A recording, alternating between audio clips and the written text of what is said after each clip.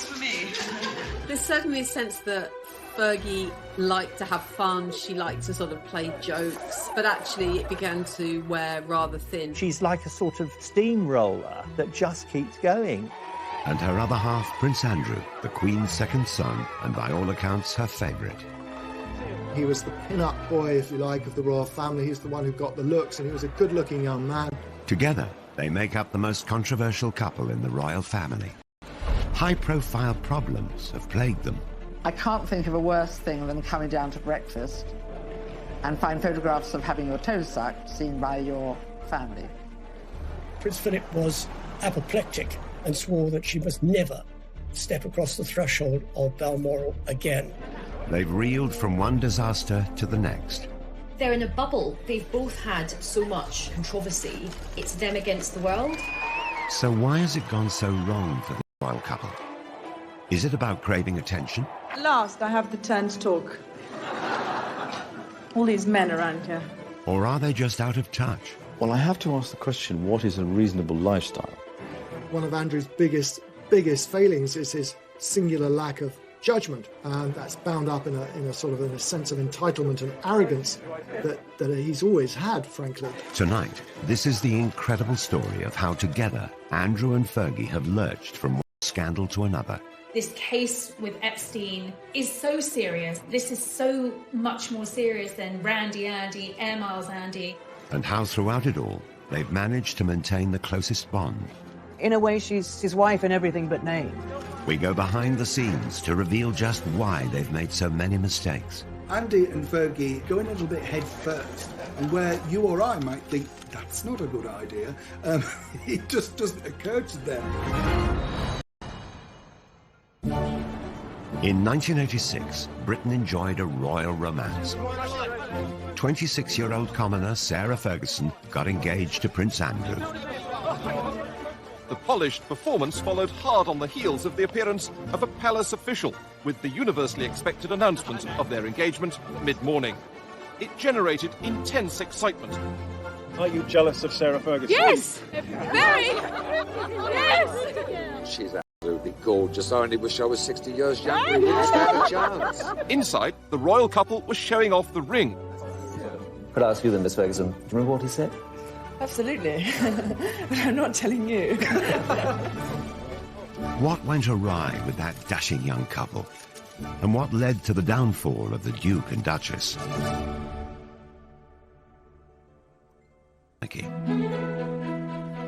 Her father, Major Ron, was polo manager, initially to the Duke of Edinburgh and later Charles.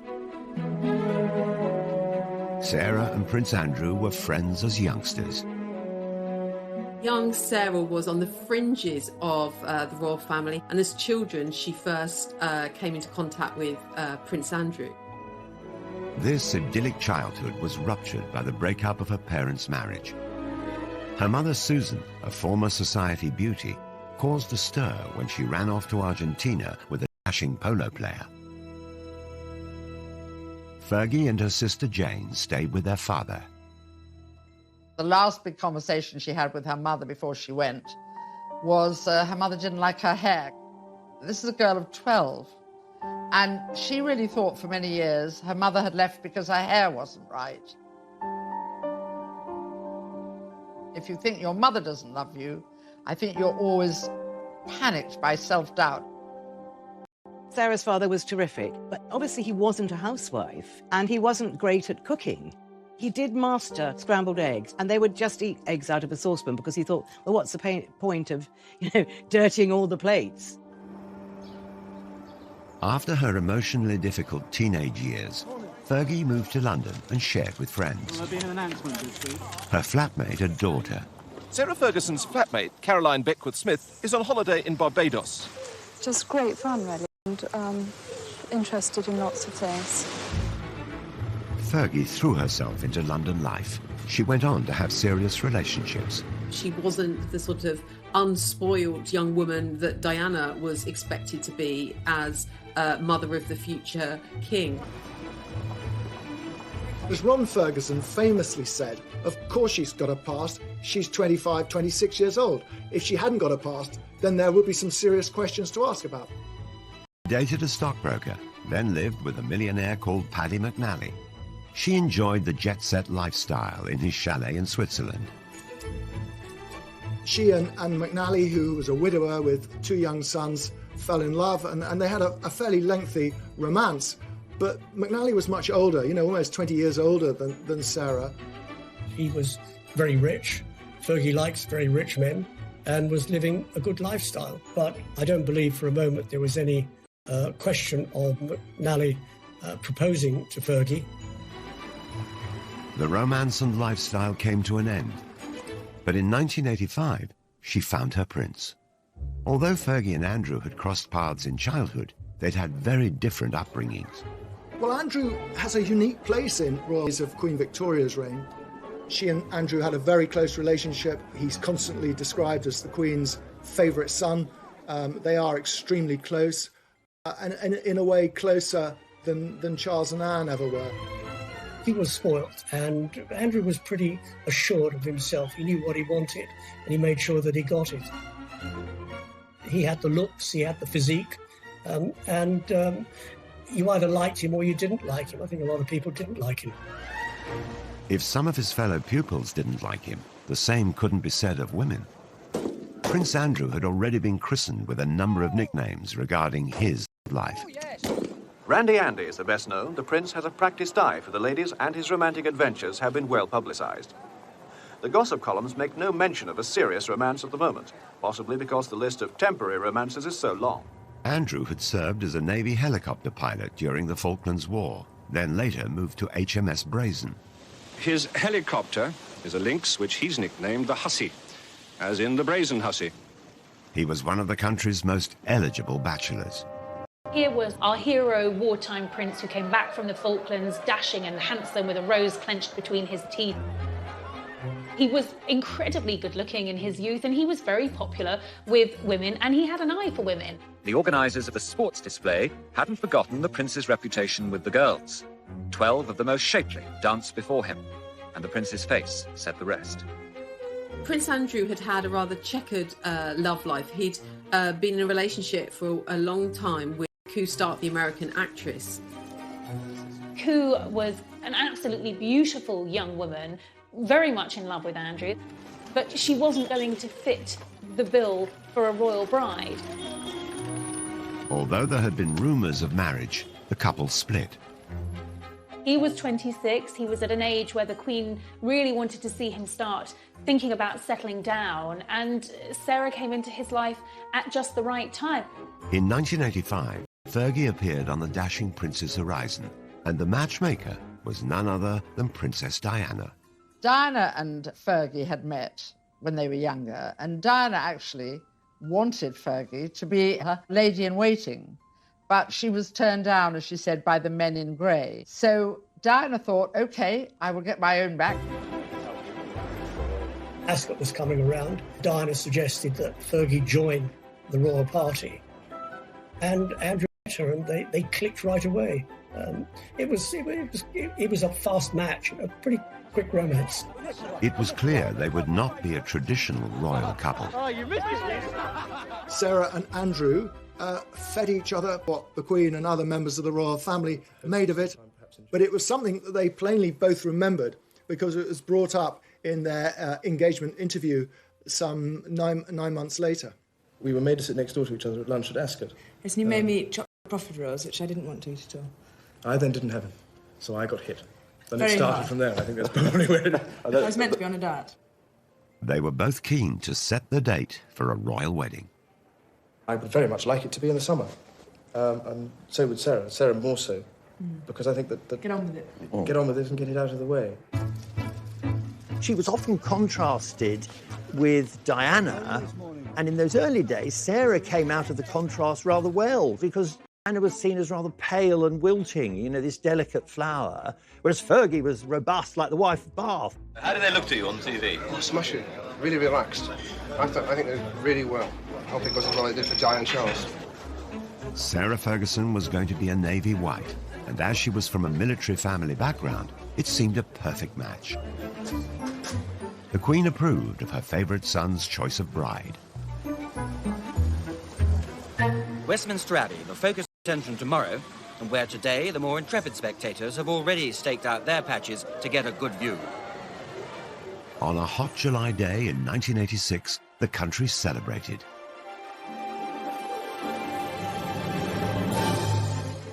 Fergie's 17-foot train had the initials A and S intertwined and sewn in silver beads. Everybody thought it was stunningly beautiful, and as she always said, I walked in as a commoner and I walked out as a duchess. A bit of a fairy tale, that, wasn't it? I mean, it's Cinderella, you know.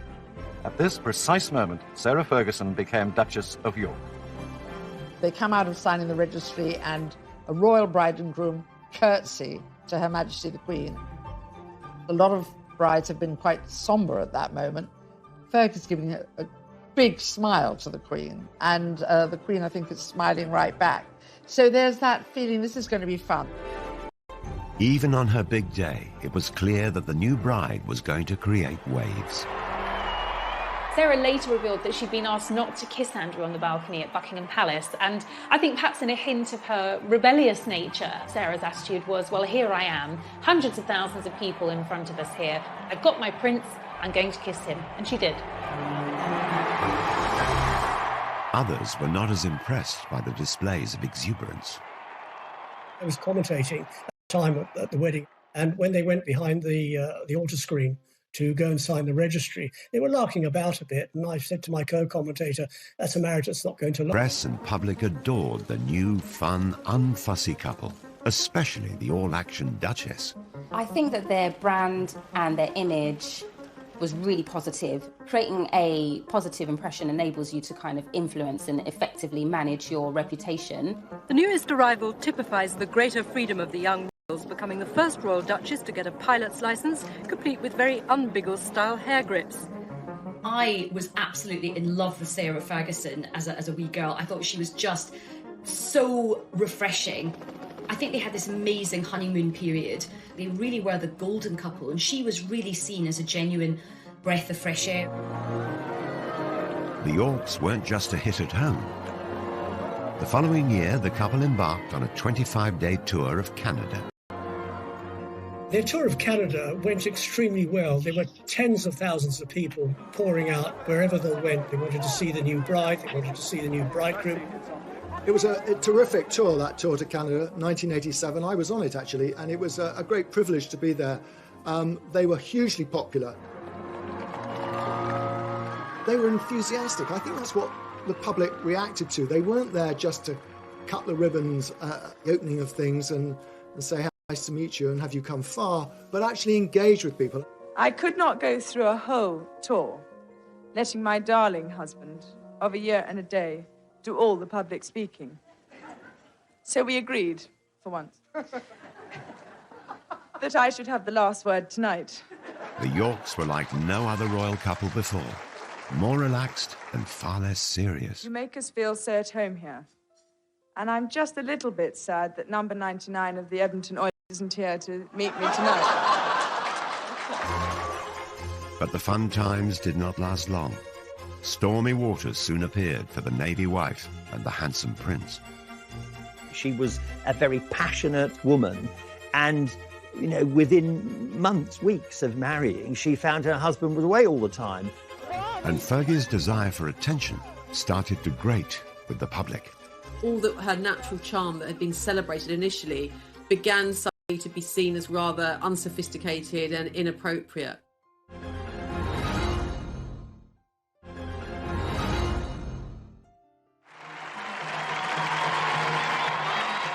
After marriage, Fergie embraced her new life with gusto.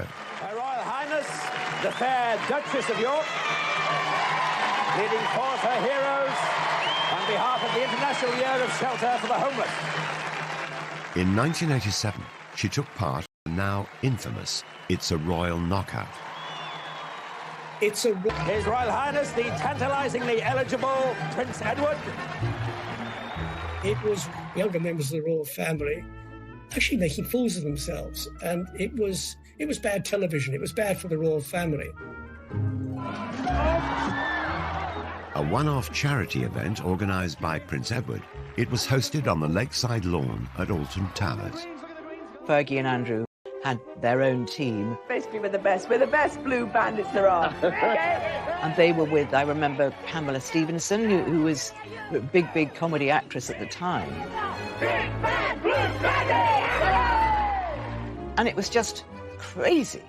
They were rushing all over the place in these sort of medieval costumes, and Fergie was really over the top, sort of shouting and yelling. It was just very, very undignified. Okay, it's Meatloaf's coming in. That really was the beginning of the time, I think, when the public began to question Fergie and what she was getting out of royalty rather than what she was putting into it. Like many others of the time, she was mocked mercilessly on the satirical puppet show Spitting Image. Oh, do get a move on, Lurgy, you old slag. It's been well over an hour. I know, sausage, but I'm putting on my makeup. They very much heightened some of the tropes about her. So, you know, they made her hair very, very red, and they really accentuated her freckles. And they also, rather cruelly, made a big issue about her weight. Get your royal T-shirts here. 4 sizes, small, medium, large and Fergie. If you're Sarah Ferguson watching that, you are going to feel a sting of pain. Come on then, come on, lads. The Duchess was struggling to adjust to her new royal life. She was vulnerable, and it didn't help that there were cruel comparisons in the press to her elegant and beautiful sister-in-law, Diana. Sarah's always had a weight problem. It goes up and down with monotonous regularity, and the media always drawing comparisons between Fergie and Diana. Diana looking very sort of slim, beautiful. Fergie not looking so slim, not looking so beautiful. Very difficult and very unfair. As the media coverage turned negative, Fergie found herself getting flack from all sides. She came in for some criticism for liking the product too much. This barrel's for me. Come on, baby. The honeymoon was over. Royal Yacht Britannia, Royal Yacht Britannia. We wish to welcome you to the port of Long Beach, Los Angeles, on behalf of the entire group here. In 1988, the couple visited California. Hollywood loved them. Your Royal Highness. But the UK press didn't. The previous Canadian tour had been a triumph, but this trip was branded tacky and excessive. They felt she was trying just a bit too hard. The USA tour was really still the same Sarah and still the same Andrew, but there was a slightly brash thing. I mean, I remember she was wearing an outfit one day and she said, check the back of the hair. On the tour of America, she was too loud. She was perceived as being not what a royal should be. And I think the damage done on that tour to her reputation dogged her ever since. Cream cakes and I don't see eye to eye. Really? I'm savoury. And sausages. Oh, sausages? Yeah, The Duke and Duchess were 20 minutes late because when they left the yacht, the Duchess's hat blew off. And on this day, the hat was particularly important. Again, Fergie's confidence and lack of inhibition of protocol made headlines. At last, I have the turn to talk. She confidently dealt with a heckler. All these men around here. There was one occasion at a dinner, there was one particular senator, and he'd probably had one too many drinks, and he kept on calling out, "We love you, Fergie, we love you, Fergie. Love you! And she just sort of retorted. I'll see you later. The British media thought it was the wrong thing to do. It was the wrong sort of reaction. I think she handled it particularly well. What is it?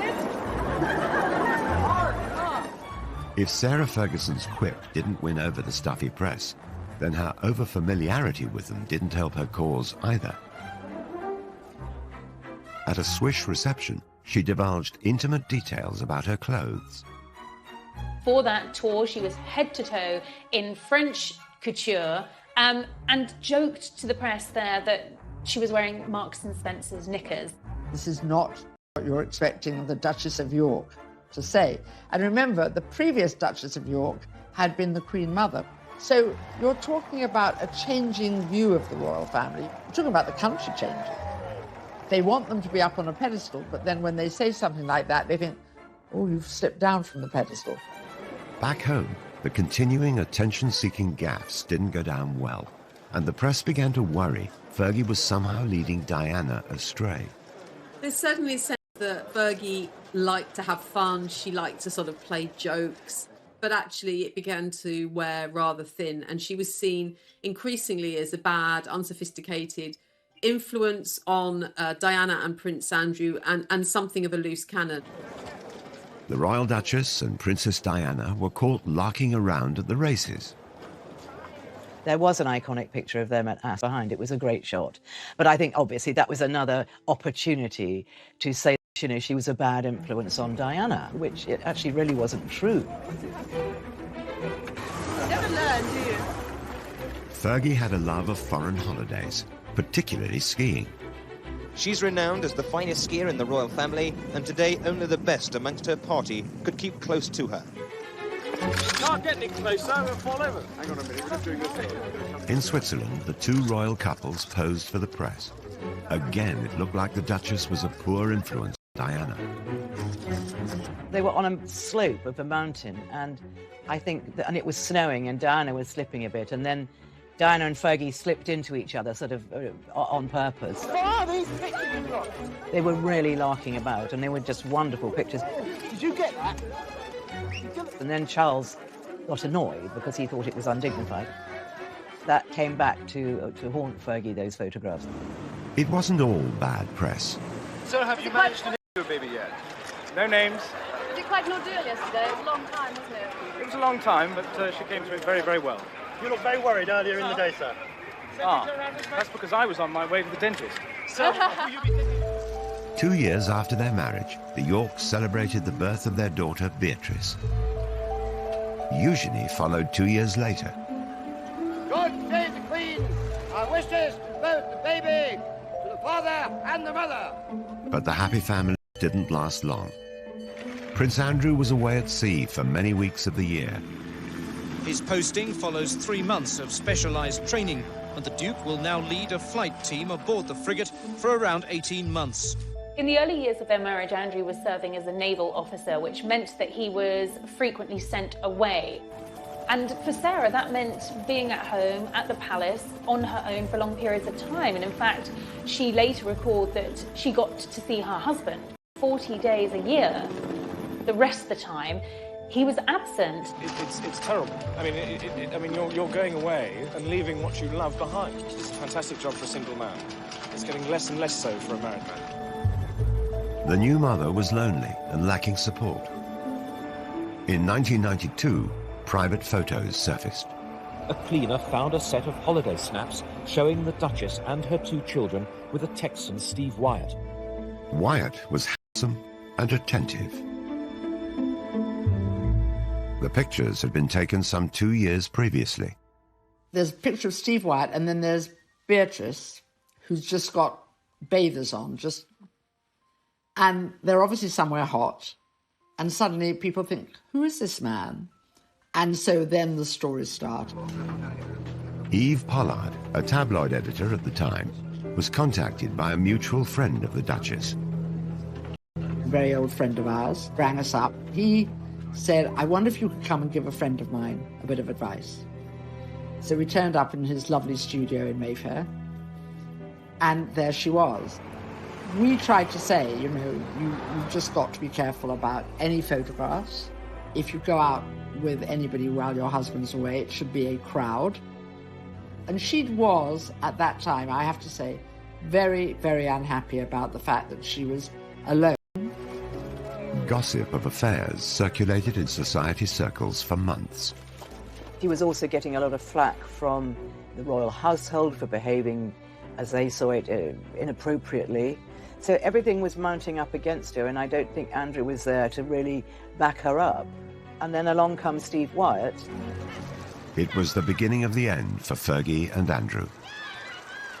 The announcement that the Duchess of York had initiated discussions about a separation from her husband came as she arrived to pick up their daughter from school. In March 1992, the couple split. Fergie was soon spotted with another American, John Bryan, a friend of Wyatt's and her financial advisor. Soon, rumours of scandalous pictures of them together surfaced, and the photos were being touted around Fleet Street. The night before publication, I to see Brian. I sort of laid down these pictures, and there was a great intake of breath. Oh God. And he immediately went off into the bathroom, shut the door, and even though the door was locked, I could hear he was calling Sarah in Scotland and telling her that it was worse, far worse than he thought. He obviously was a little bit more than a financial advisor, as we saw from those photographs taken in the south of France with him sucking her toes. Whether he was looking at her toes as a new form of abacus or calculator remains to be seen. But it was the sort of nail in the coffin when it came to Fergie and Andrew's marriage.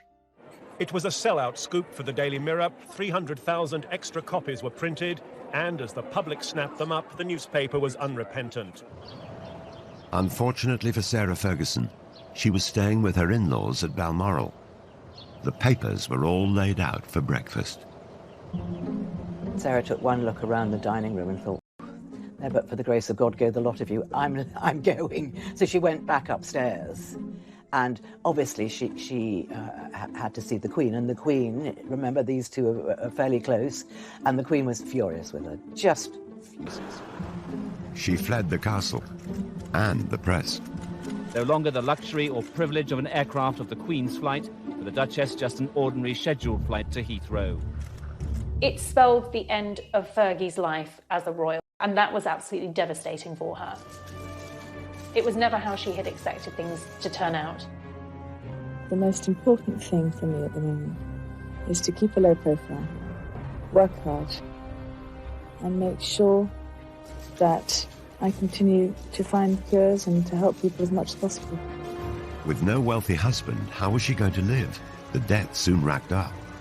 I wouldn't say she'd go anywhere for a hot meal, but she was prepared to put her name to all sorts of things which royals hadn't done. She needed money fast. I tend to attract a bit of attention. Her solution for bringing in the cash Cheers. was a flashy one.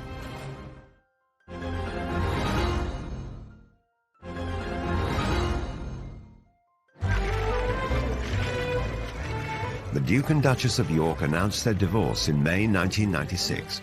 By August that year, Sarah Ferguson was no longer able to use the title Her Royal Highness.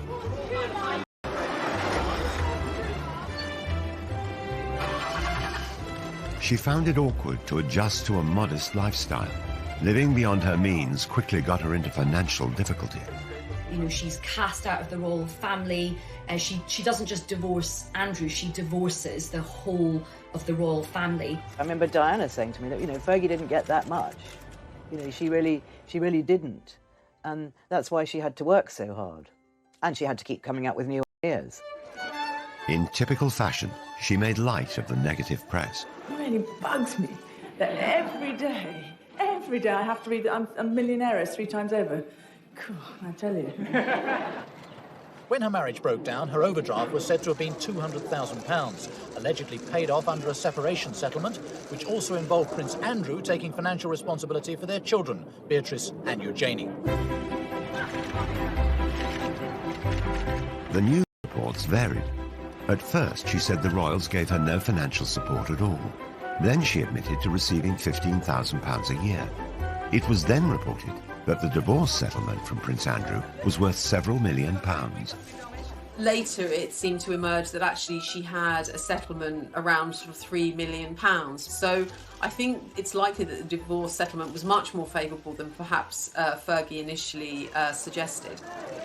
We've never known the full details, but we think she was meant to get money to buy a home, but I think probably she was so much in debt by then, she just used the money to pay off her debt. That's what I understand. Sarah Ferguson's debts stood at around £1 million. Just over a year later, her debts were reported to be in the region of £4 million. She had no concept of money coming in as opposed to money going out. About £300,000 went on her staff costs. £150,000 she would spend in a year on gift. She travelled a lot. Those were expensive costs. The simple fact was that she spent more than she had, and she rapidly got into serious debt. I think that's the story of her life, really. She just is a very free spender and very, very generous. But if you're like that, you know, you do get into financial trouble unless you're earning millions all the time. Sarah did have money problems. That was well advertised everywhere, and she wasn't ashamed of that. You know, She got up out of bed and thought, right, I've got to make some money here. Fergie tried to earn a living. She knew she had cachet as a former royal. She also knew the best place to sell herself. She attempted to rebrand herself in the United States. I'm so unconventional that instead of serving tea, I serve ocean spray ground apple juice drink. She made this series of cranberry juice commercials for American TV and is said to have pocketed $500,000. It has a distinctive taste that gives you a real zing. No wonder you Americans threw that tea into the harbour. The Americans, God bless them, they love people with titles. If you're a lord, well, yeah, you're pretty good. But if you're a duchess, wow, you sort of hit the jackpot. She'd been married to the son of the Queen and was prepared to endorse brands. So for PR companies in the States, their Christmases had come early. They saw her as this really feisty pioneer woman. You know, she was really brave to carry on and go and make her own money. They loved that. Sarah Ferguson also teamed up with Weight Watchers, which was publicised through another set of glamorous TV commercials. It's the hardest thing in the world, staying on a diet. While no one knows what Fergie earned, during their 11-year association, she lost 50 pounds in weight. I think it probably connected with a lot of women because when you're a princess or a commoner, we know how painful it is when people make cruel jibes about our appearance. Fergie also signed endorsement deals with cosmetic companies and makers of fine tableware. She was a spokesperson for Waterford, you know, china and ceramics. She was a spokesperson for Avon makeup. Brands wanted access to Sarah's royal connections and the kudos that would bring to their brands. So she was hot ticket. She was really in demand. Fergie was a success in America. She was a duchess in debt, but tomorrow Sarah Ferguson will announce she's close to paying off her overdraft with Coutts Bank, around £4 million of it. Then, in 1998, Fergie landed a plum guest role in one of America's most successful sitcoms, Friends. The fourth season finale of the worldwide TV show was watched by 20 million viewers in America and nearly 7 million in the UK.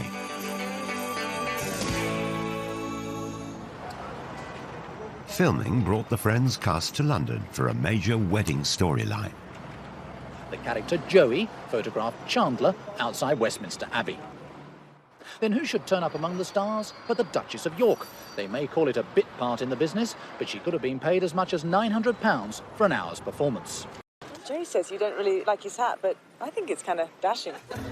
The fact that Sarah famously appeared as herself on an episode of US TV sitcom Friends, I think was a key positive moment for her. Appearing on the episode of Friends for some people would be the ultimate kind of cult appearance, and I'm sure her daughters thought it was amazing. Fergie, baby!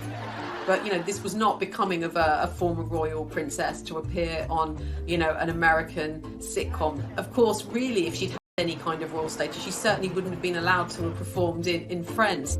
I think actually out of all the TV projects that she did, the British public warmed to her for doing this one. This wasn't hugely embarrassing. Even so, Fergie had profited from her royal status. The royals put their names to organisations and charities. Sarah was using it to make money, which upset the royals terribly. Making money from her royal status was one thing, but Fergie went a step further and cashed in on the story of her royal private life. The fact that she went out into the commercial world, as long as she wasn't besmirching the royal family, wasn't trading on secrets and telling stories out of school, that they had to live with it. But as soon as you start sort of saying things that patently aren't true, then that is upsetting. Sarah Ferguson published her autobiography, My Story, in 1996. She told the world that she'd been made to feel unwelcome in Buckingham Palace and revealed secrets about the breakdown of her marriage to Prince Andrew. The Queen is said to have been particularly displeased, as is Princess Margaret and Prince Philip. So the real big guns in the royal family are really, really upset by all of this. A new book meant a promotional tour, and Fergie was back off to America. You're sitting in the palace and you felt a sense of hatred for yourself. That doesn't compute in our Princess Cinderella Duchess mind. You understand? Okay, so that is the fairy tale. It is the fairy tale. But then comes the realism that you actually you didn't marry to get the fairy tale. You married a man. You fell in love and you married the man, and then you've got to come to terms with the fairy tale. Now, there was a certain amount of sympathy for her in the United States. Poor Fergie, whinging about how she was badly treated at Buckingham Palace, which is a bit rich, but Buckingham Palace weren't going to react to that. So when you moved into the palace, were you surprised? I mean, the way you described as you describe it in the book, I'm thinking it's a little dark room down the hall at Buckingham Palace. Yes, it's on the second floor. It's all burgundy and very dark. And the light bulbs are only 30 amps, so they don't put any light. Not only was she cashing in on her own royal status, she was lifting the lid on being inside the royal family, letting the public in, and that's a big no-no. Despite selling her royal secrets, Fergie remained on good terms with Prince Andrew. His active service in the Navy was coming to an end, and a new, controversial chapter in his life was about to start. Since 1997, he's worked in London for the Navy's diplomacy unit. Now that he's on Civvy Street, Andrew is going to be a roving ambassador promoting British trade overseas. Fergie's ongoing quest to make money played out in the media.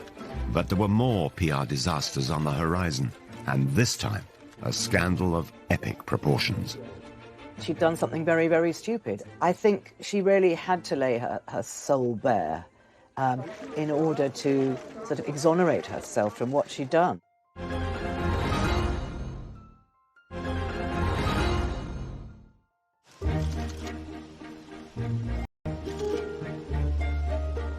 Though Prince Andrew and Sarah Ferguson were no longer married, they maintained a close friendship after their divorce.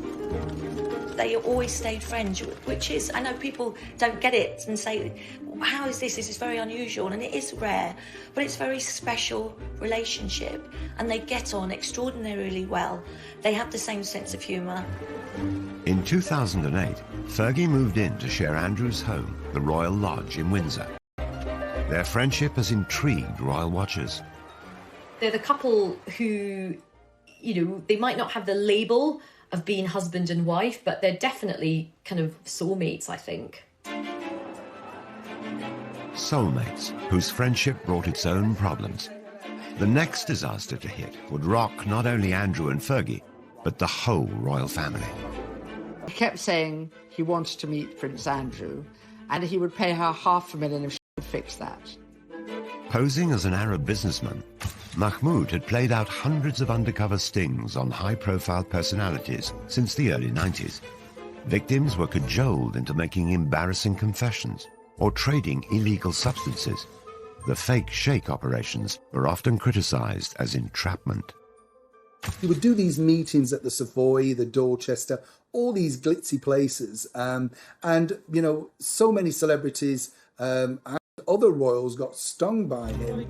Fergie was likely targeted because of her well-publicized money problems and her friendship with her ex-husband.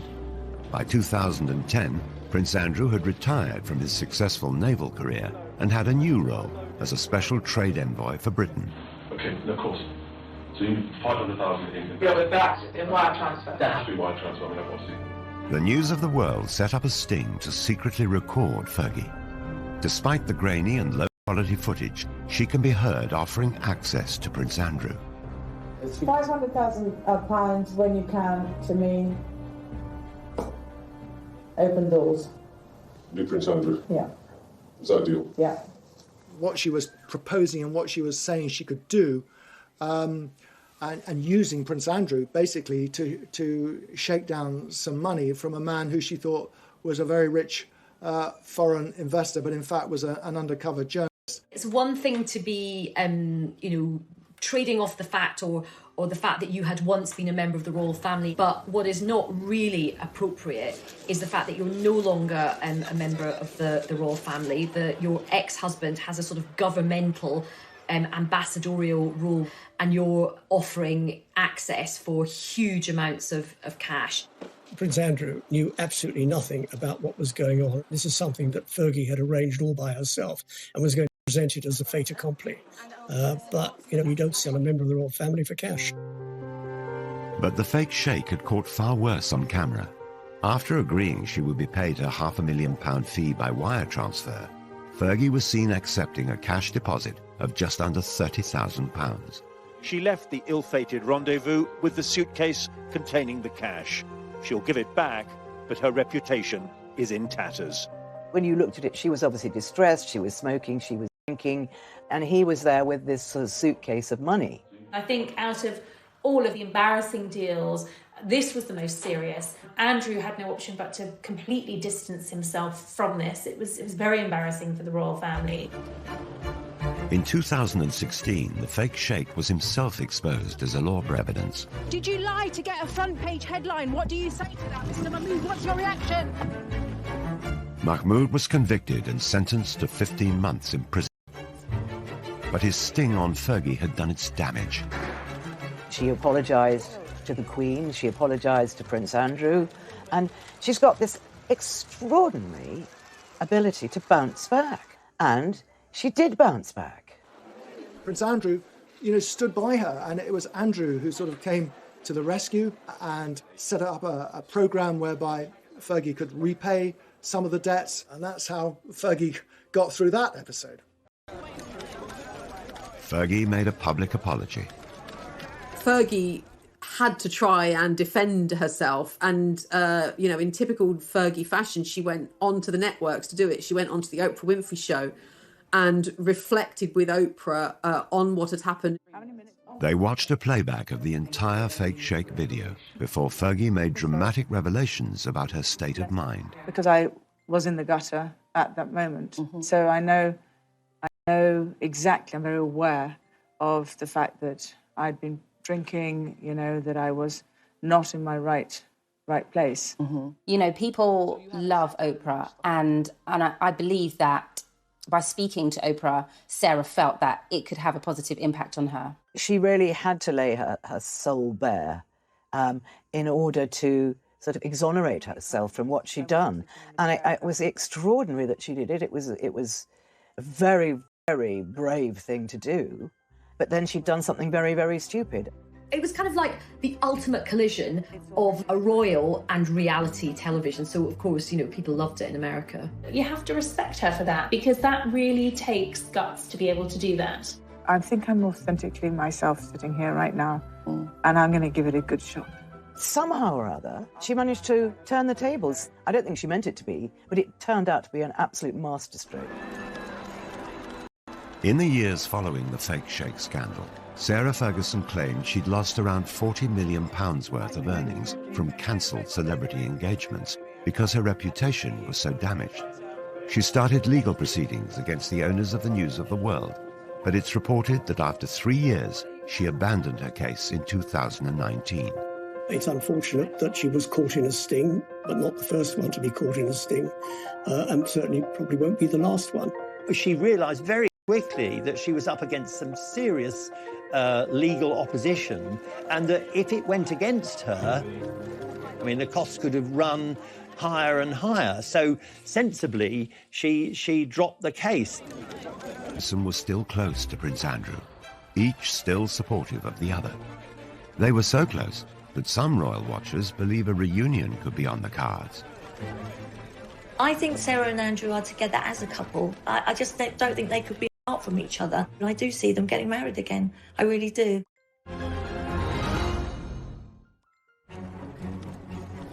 Disaster after disaster. But remarkably, Andrew and Fergie remained close. It has to be the most extraordinary relationship that there's ever been of a member of the royal family. Andrew and Sarah married in 1986, split up in 1992, were divorced in 1996, and yet have remained together happily ever after. Sarah refers to Andrew as her bestest friend, her knight in shining armour. Andrew and I speak every day, and it's very important that we do keep that huge friendship. They may have divorced 24 years ago, but the pair still live together. They have their holidays together. They have a home they bought together in Switzerland, a skiing lodge, and in fact, they now spend most of their time together. It is interesting that neither of them have really found anyone else since their divorce. And I think even though they're not formally married, I think they kind of are together, like in an emotional sense. Their intertwined lives have raised many questions about their relationship. There are constant rumours and endless speculation about the possibility of them one day remarrying. And I think largely fuelled by the pair of them speaking so openly and fondly about each other. No, we're not married, and, you know, we're very happy with the way things are. Nothing going on there? Carl? I don't know. No, I mean, as people have if. needs. Really? I think Sarah and Andrew are together as a couple. And I do see them getting married again. I really do. But Fergie has repeatedly embarrassed the royal family. So could she ever be accepted back? Fergie did upset a lot of people. I mean, chiefly among them, I would say, Prince Philip. You know, nothing would ever happen while the Duke of Edinburgh is still alive. Such is the grudge that he still bears against Sarah. Fergie may never be able to win over her former father-in-law, but it does appear that the Queen is slowly welcoming Fergie back into the royal fold. Queen still has a soft spot for Fergie, and very occasionally Fergie's invited up to Balmoral. After the Duchess was excluded from William and Kate's wedding, a sign of acceptance was the invitation to Harry and Meghan's. She was ousted for a long time, and I think she found that very sad. Regardless of their marital status, the Yorks continue to present themselves as a family unit. The Prince, Fergie, and the two princesses, and all four attract ridicule. How do I look? Like a puppet of the bourgeois oppressors? Perfect. See you later. I mean, Beatrice's hat, which was unusual, was compared from everything from a loo seat to a pretzel. Just like her mother, Beatrice shrugged off the ridicule and put the hat up for auction, raising £81,000 for charity. It's also been noted that the princesses have inherited their parents' love of the high life. Beatrice and Eugenie seem to spend an awful lot of time travelling at someone else's expense. Usually it often involves private planes or luxury boats. But they do both now have full-time jobs. Beatrice is a vice president for a software company in the States, and Eugenie has a senior position at an art gallery in Mayfair. They want to work. They don't want to be accused of being lazy or leeching off the taxpayer. Fergie and her daughters sought the attention. Prince Andrew, on the other hand, had grown up to simply expect it. He was a prince and wanted to be treated like one. On leaving the Navy in 2001, Prince Andrew took on a new role. He was given a pretty plum role. He was made a special representative for trade and investment, which essentially saw him travelling around the world representing Britain. At the beginning, it was all going very, very well. And people were quite interested all over the world, meeting the Queen's son. Where he fell down is that at the end of the day, when work was over, he went off to play. But you don't play at the taxpayer's expense. It was noted that his trips abroad, supposedly on government business, seemed to go via ski slopes, top golf courses, and other exotic locations. He wasn't called Air Miles Andy for nothing. You know, this is the man who saw fit to take a helicopter ride from Windsor to Kent to play golf at a cost of £5,000 to the taxpayers. The Duke's travel expenses were £4 million during his decade in the role, and his security costs another £10 million. What is an extravagant lifestyle? Travelling by private jet, using helicopters when you could take a train. But it is again, it is the maximisation of my time for the best value for money, and that's the way that... Terrible publicity for the Yorks. Once again, they appeared to shame the royal family. He can't sort of, like his wife, he can't step outside himself and say, how does this look? It did seem to become a little convoluted between what was for Britain and what was for Andrew. Prince Andrew was plagued with controversy. 2007, the Duke and Duchess of York's marital home, Sunninghill Park, was sold. It had been a gift from the Queen, and the unusual circumstances surrounding the sale prompted further criticism about Andrew's business dealings. When their marriage broke down and it came to selling the house, it took a long, long time, and Andrew was desperate to sell it because he needed the money. I think it had been on the market for several years. Quite remarkably, he managed to sell it to a Kazakh billionaire who not only bought it, but bought it for £3 million over the asking price. The buyer was the son-in-law of the former Kazakh president. He paid £15 million for the property, despite then apparently leaving it empty for 8 years.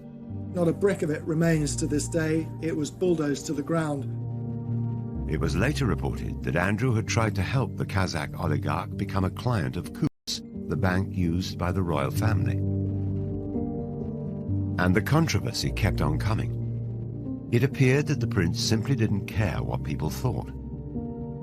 From his meetings with Colonel Gaddafi's son to holidays with a convicted Libyan gun smuggler.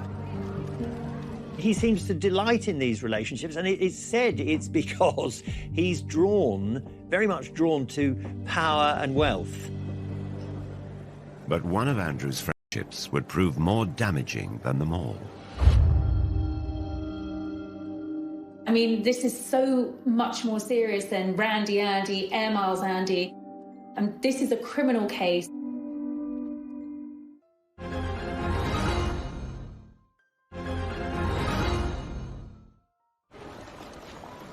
For over a decade, Prince Andrew has been engulfed in the biggest controversy of his royal life, a life that's been beset with scandals. He met Jeffrey Epstein around about 1999 through Ghislaine Maxwell, whom he'd known for years. Ghislaine was a girlfriend of Jeffrey Epstein. Epstein was very, very anxious to have somebody like Andrew as his friend because, you know, he's got a real-life prince.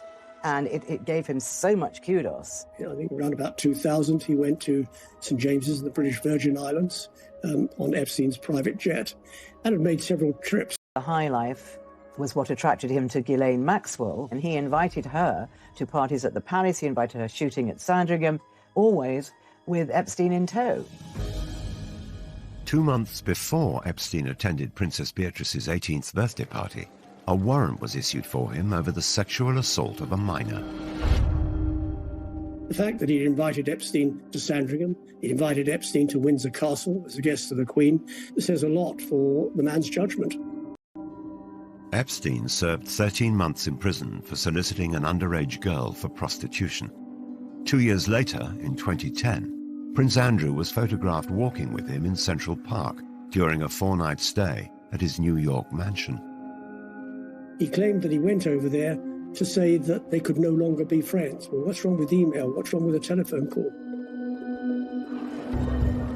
It was also revealed that Sarah Ferguson had accepted a loan from Epstein. The Duchess quickly admitted her mistake, stating, "I have made another huge error in my life in order to get debt-free." The story exploded. Prince Andrew was accused of sexual misconduct. It was a wicked time in my life. It was a really scary time in my life. I had just been abused by a member of a royal family. She alleges that she was forced to sleep with Prince Andrew when she was underage.